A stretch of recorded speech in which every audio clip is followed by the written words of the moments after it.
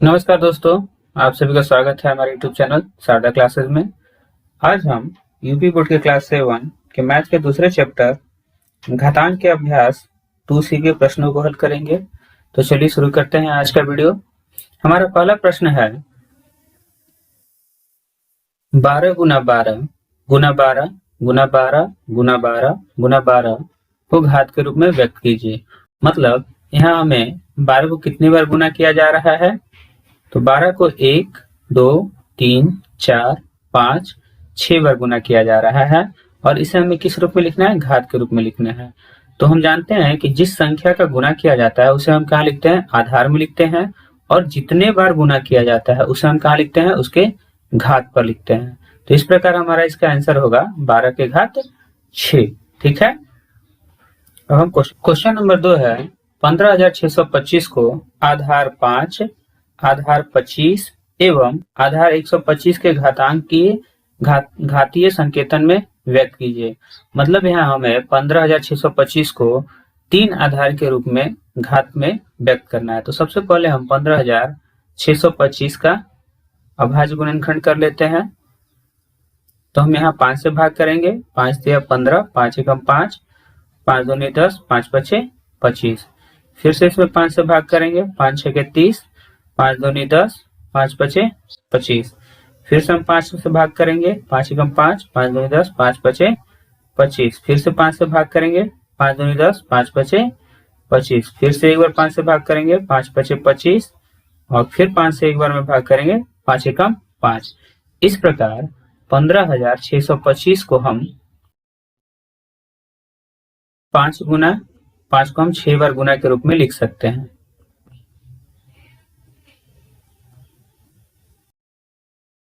ठीक है, 1, 2, 3, 4, 5, 6 बार लिख सकते हैं। अब कह रहा है कि पहले हमारा आधार क्या होना चाहिए, 5 होना चाहिए। तो आधार 5 के रूप में,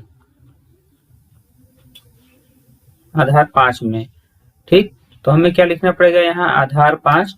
अब इसकी घात क्या हो जाएगी, 1, 2, 3, 4, 5, 6। तो इसका घात कितनी बार होगा, 6 बार। अब कह रहा है कि आधार 25 में भी व्यक्त करना है।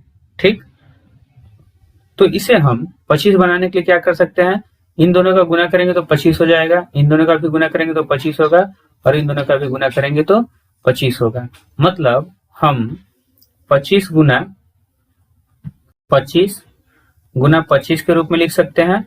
और इस प्रकार हमारा घात क्या हो जाएगा, 25 की घात 3, 25 की घात 3। ठीक है। अब हमें आधार 125 में व्यक्त करना है। ठीक, तो हमारा अभाज्य गुणनखंड क्या है, 6 बार 5 के रूप में है। तो हम यहाँ पहले 3 बार 5 को और अंतिम के 3 5 को गुना करते हैं तो किस रूप में प्राप्त होगा, यह 125 गुना 125। और इस प्रकार हम इसे 125 के घात 2 के रूप में लिख सकते हैं। मतलब कि यदि हम 5 के घात के रूप में लिखेंगे तो हमारा आंसर क्या होगा, 5 के घात 6। 25 के घात के रूप में लिखेंगे तो क्या होगा आंसर, 25 का घात 3। और यदि 125 के घात के रूप में लिखेंगे तो हमारा आंसर होगा 25 के घात 2। ये हमारे आंसर होंगे। ठीक है। अब हम क्वेश्चन नंबर 3 को देख। तीसरा प्रश्न है 0.0001 को आधार 0.01 पर घात के रूप। तो सबसे पहले हम 0.0001 को भिन्न के रूप में बदलेंगे। अब इसे भिन्न के रूप में बदलने के लिए हमें यहाँ दशमलव हटाएंगे तो क्या लिखेंगे, 1। अब दशमलव के बाद कितने अंक हैं, 4 अंक हैं। तो हम यहाँ कितने शून्य बैठाने होंगे, 4 शून्य बैठाने होंगे। ठीक है। अब हम इसे 1/10 गुना 10 गुना 10 गुना 10, मतलब 10 का 4 बार गुना के रूप में लिख सकते हैं। अब यह कह रहा है कि 0.1 के रूप में, के घात के रूप में। तो अब 0.01 को अगर हम भिन्न के रूप में बदलेंगे तो क्या होगा, ये दशमलव हटेगा तो उसके बदले 1 लिखेंगे। अब यह 2 अंक है तो यहाँ क्या लिखेंगे, 2 बार 0 लिखेंगे। मतलब इसे हम 1/100 गुना 1/100 के रूप में लिख सकते हैं। देखिए इस रूप में हो गया हमारा, इसका मान क्या है 1/100 है। अब हम इसे 1/100 गुना 1/100 के रूप में लिख लिए, इसका मतलब क्या हुआ 1/100 के घात 2 हुआ। ठीक है, अब जब यह घात 2 हुआ तो हम इसे अगर दशमलव के रूप में बदल दें तो दशमलव रूप हमारा इसका क्या है 1/100 का दशमलव रूप क्या है 0.01। तो ये क्या हो जाएगा 0.01 और यही हमारा क्या होगा आंसर होगा 1 की घात 2, यह हमारा आंसर होगा। ठीक है, चौथा नंबर प्रश्न है -343/512 को आधार -7/8 के घात के रूप में व्यक्त कीजिए। अब यह कह रहा है कि -347 है और बटे 512 है, तो -347 को हम -7 के रूप में और 512 को 8 के घात के रूप में व्यक्त करना है। तो हम जो कहा जा रहा है, जैसे 343 को किस में कहा जा रहा है 7 से, 7 में, तो हम 343 को 7 से भाग कर लेंगे।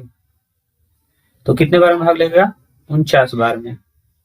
7 से 4 बार में 28, 6 बचा, 7 9 63, फिर 7 से भाग करेंगे तो क्या हो जाएगा 7 बार में भाग लेगा, 7 7 49, फिर 7 से भाग करेंगे कितने बार में भाग लेगा 1 बार में। मतलब हम इसे -7 गुना -7 गुना -7 3 बार -7 के रूप में लिख सकते हैं,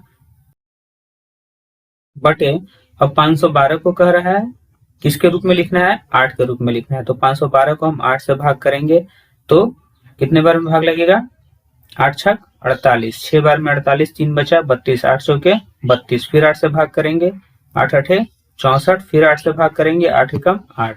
तो इसे हम क्या लिख सकते हैं 8 गुना 8 गुना 8। इस प्रकार -7 का कितने बार गुना हुआ 3 बार और बटे 8 का कितने बार गुना हुआ 3 बार, तो -7 की घात 3 बटे 8 की घात 3। अब हमारा यहाँ दोनों का आधार अलग अलग है परंतु घात एक ही है, तो हम इसे -7 बटे 8 के घात 3 के रूप में लिखेंगे और यही हमारा क्या होगा आंसर होगा। ठीक है, अब हम क्वेश्चन नंबर 5 को देखते हैं। क्वेश्चन नंबर 5 है 1000 बटे 1331 को आधार 10/11 पर घातीय संकेतन में व्यक्त कीजिए। मतलब यहाँ हमें 1000 को किसके रूप में बदलना है 10 के रूप में बदलना है। तो जब हम 1000 को 10 से भाग करेंगे तो हमें किस रूप में प्राप्त होगा 10 गुना 10 गुना 10, और जब हम 1331 को 11 से भाग करेंगे तो ये हमें 11 गुना 11 गुना 11 के रूप में प्राप्त होगा।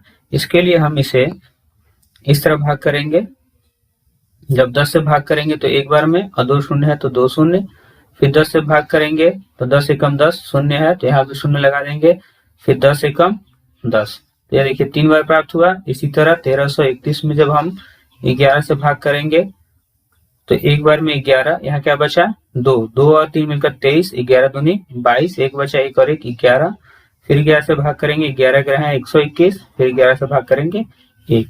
तो हम इसे क्या लिख सकते हैं 10 की घात 3 बटे 11 की घात 3। अब आधार अलग है परंतु घात क्या है सेम है, तो हम इसके होल घात 3 लिख सकते हैं। इस प्रकार हमारा आंसर होगा 10 की घात 3 बटे 10/11 के होल घात 3। ठीक है, छठा नंबर प्रश्न है 1024 बटे 1089 को वर्ग रूप में व्यक्त कीजिए। मतलब यह कह रहा है कि इसे किसके रूप में व्यक्त करना है वर्ग रूप में। तो वर्ग में हमारा घात क्या होता है वर्ग में हमारा घात 2 होता है। मतलब यहाँ हमें 1024 और 1089 का वर्गमूल ज्ञात करना है, तो हम इसे अभाज्य गुणनखंड विधि द्वारा हल कर लेते हैं। तो जब हम इसे 2 से भाग करेंगे तो 5 बार में 10, 2 एकम 2, 2 दूनी 4, फिर 2 से भाग करेंगे 2 दूनी 4, 2 पचे 10, 2 छके 12, फिर 2 से भाग करेंगे 2 एकम 2, 2 दूनी 4, 2 अठे 16, फिर 2 से भाग करेंगे 2 छके 12, 2 चौके 8। ठीक है, फिर इसमें 2 से भाग करेंगे 32 दूनी 64, फिर 2 से भाग करेंगे 16 दूनी 32, फिर 2 से भाग करेंगे 2 अठे 16, फिर 2 से भाग करेंगे 2 चौके 8, फिर 2 से भाग करेंगे 2 दूनी 4 और फिर 2 से भाग करेंगे 2 एकम 2।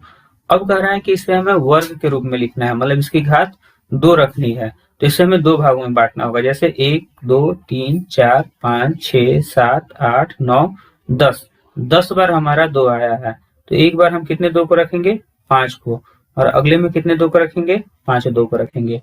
तो अब हम यहाँ 2 गुना 2 गुना 2 गुना 2 को जब हल करेंगे तो 2 दूनी 4, 4 दूनी 8, 8 दूनी 16, दूनी 32। इसका मान क्या प्राप्त हुआ, 32, और इसका भी मान क्या प्राप्त होगा, 32 ही प्राप्त होगा।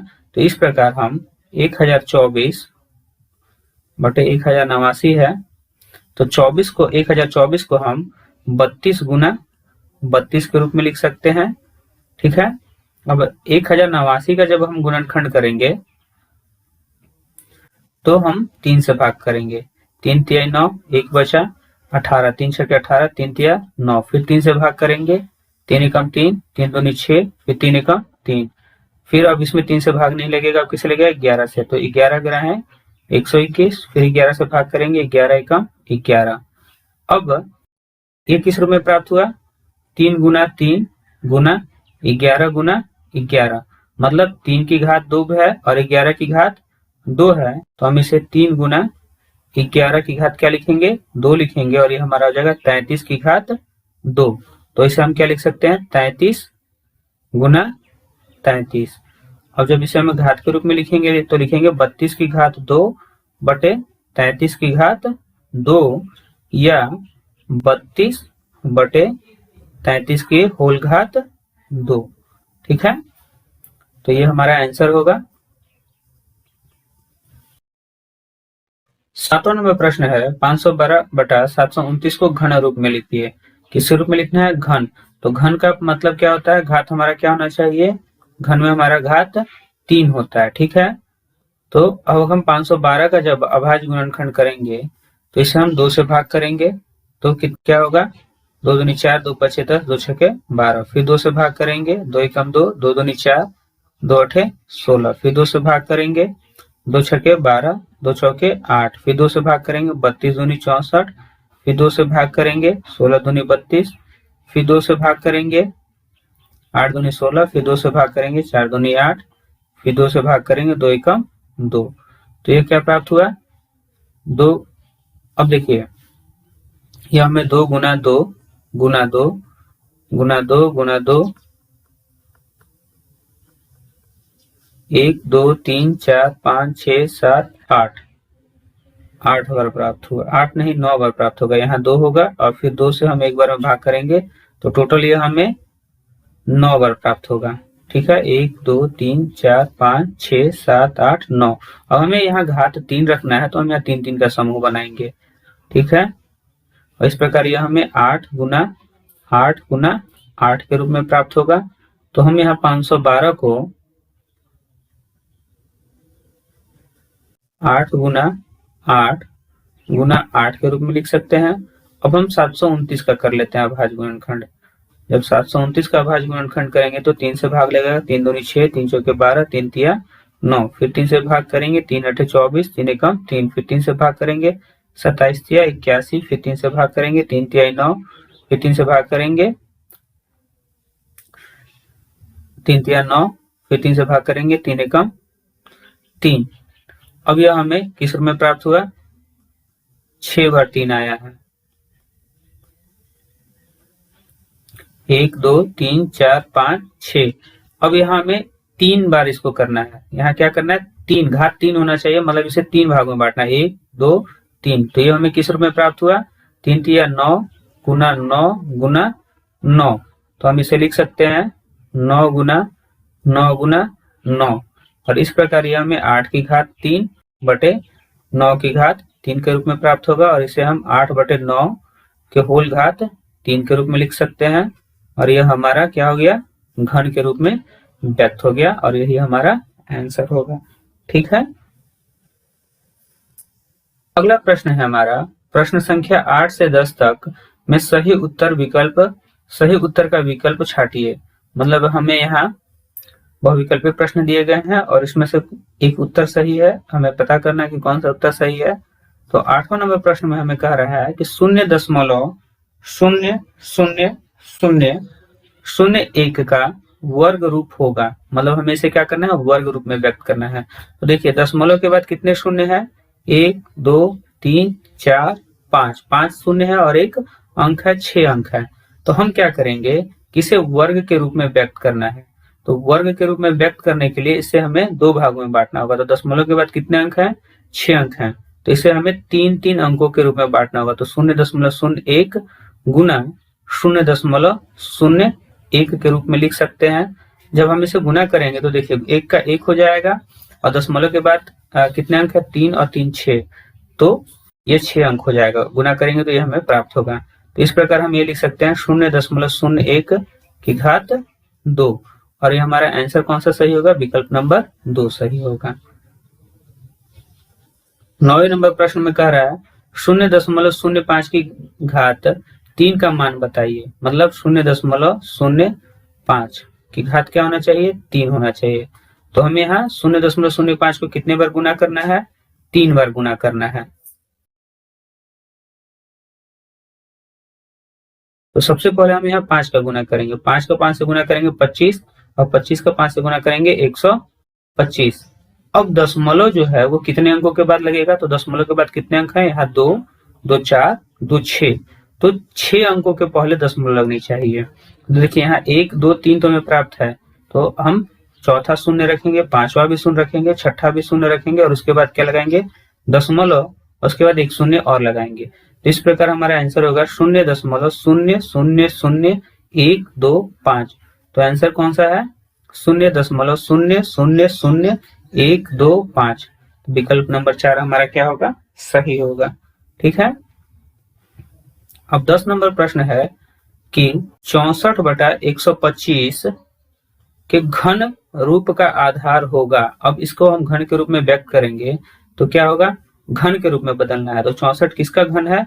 तो 4 का। 4 चौके 16, 16 चौके 64, और 125 किसका है? 5 का। 5 गुना 5 50 25 पचे 125।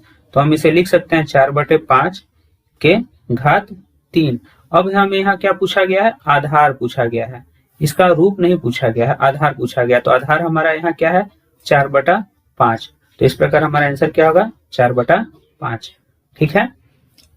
तो इस प्रकार हमने यहाँ अभ्यास 2 के सारे प्रश्नों को हल कर लिया। अगले वीडियो में हम नए अभ्यास के साथ मिलेंगे। तब तक के लिए धन्यवाद।